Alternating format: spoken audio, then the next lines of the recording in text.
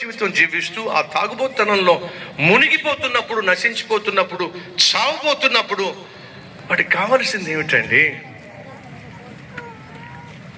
నువ్వు ఇలా చేస్తే తాగు నుంచి బయటపడతావు, నువ్వు ఇలా చేస్తే దాని నుంచి బయటపడతావు, ఇలా చేస్తే దీని నుంచి బయటపడతావు, అక్రమ సంబంధం నుంచి ఇలా చేస్తే బయటపడతావు.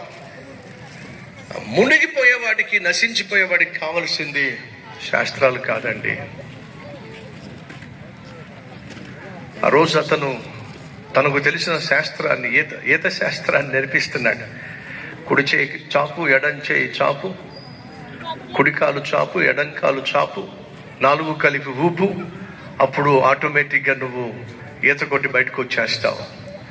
ఇది రోజు ఈ లోకంలో ఉన్న అనేక గ్రంథాలు బోధించేవి. అటు తలరాత రక్షించట్లా, ఇటు మనుషులు ఏర్పరచుకున్న గ్రంథాలు